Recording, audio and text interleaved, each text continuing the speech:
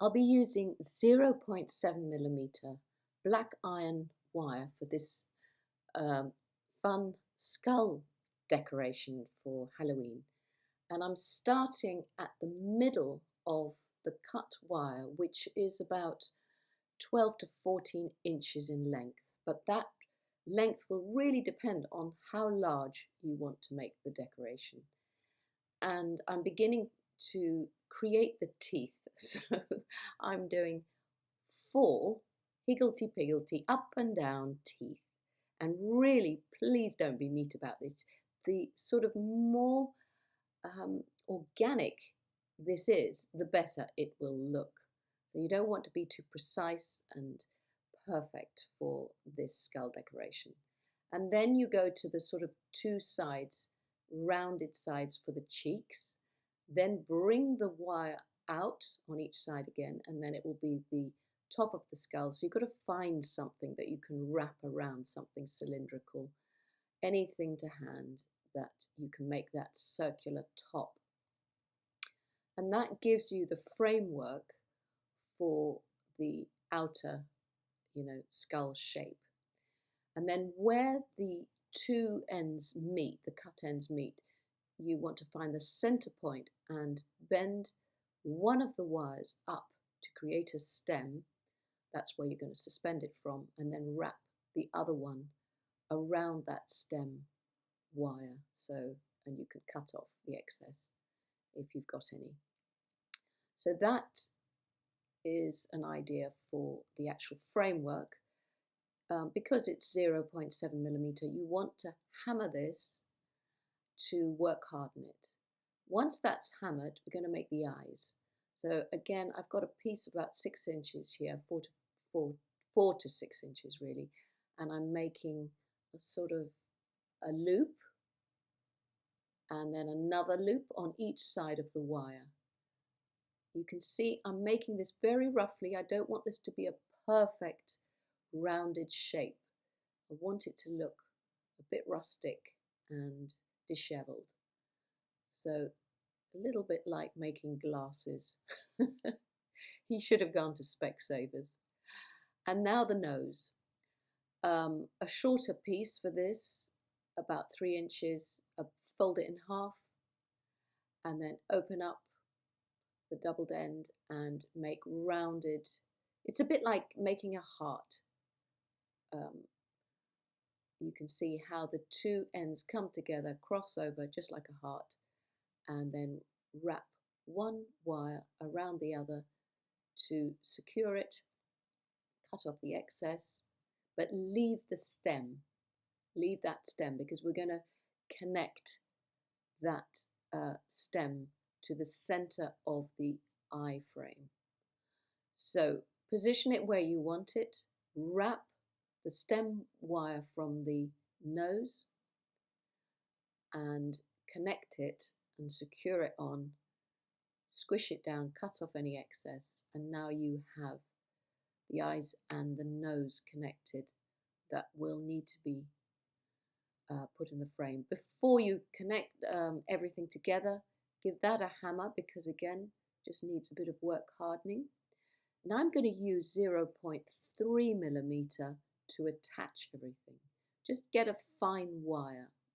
I mean, it could be 0.4, but I've got this black 0.3 millimeters, so it works beautifully.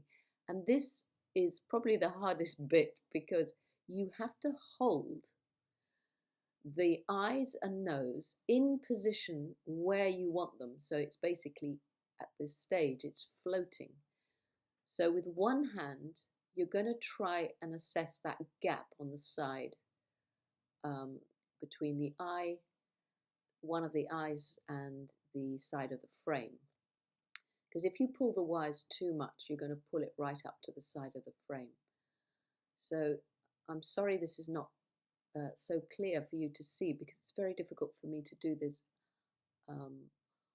under the camera because I really need to bring it close to me.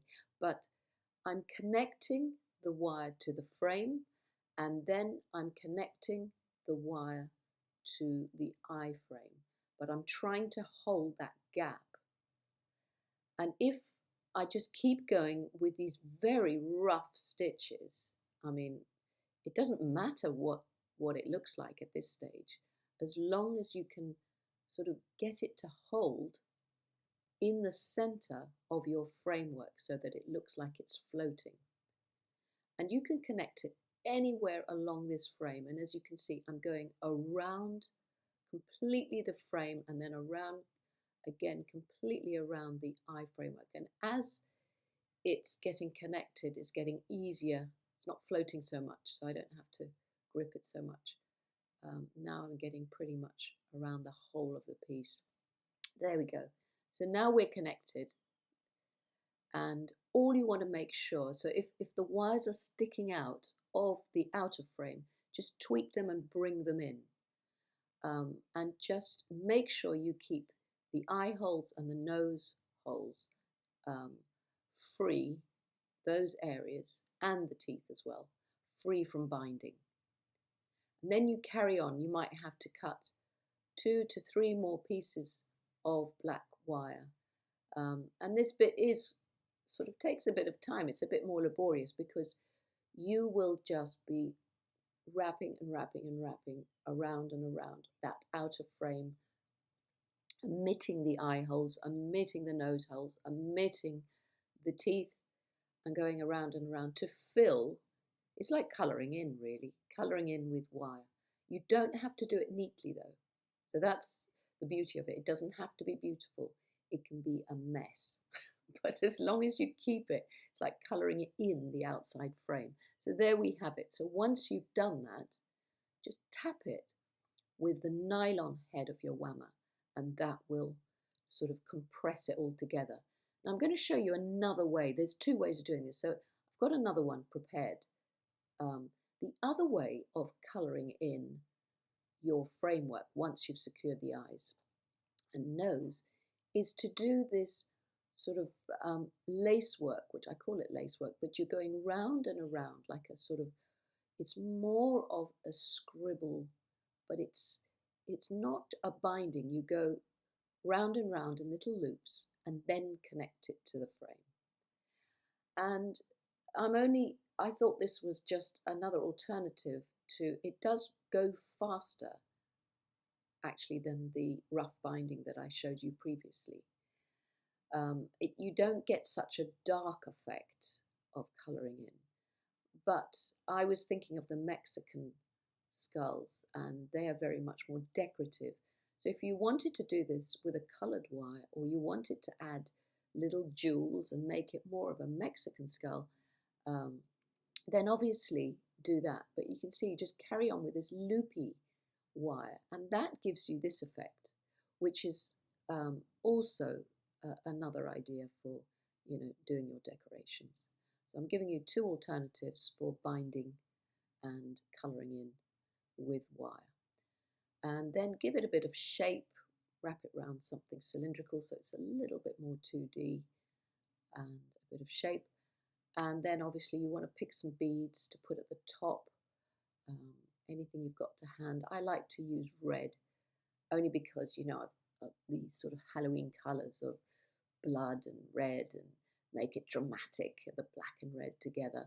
So I've found a couple of beads, this will work. And then all you have to do is make a wrapped loop or link at the top of your piece, because you're going to put a black cord or whatever you want to connect it to, so you can hang it as a decoration. Then just make sure all your ends are neatened away. I found another bead for the second one, and that's really it. Now my last little tip, I use red nail varnish, and you don't have to do this, but I just put it on the ends of the teeth, and it just gives a bit more colour, and obviously it sort of adds this blood effect to the piece. So you can put it around the eyes as well, and it will just adhere to some of the wires. It gives it a sort of more of a dramatic effect.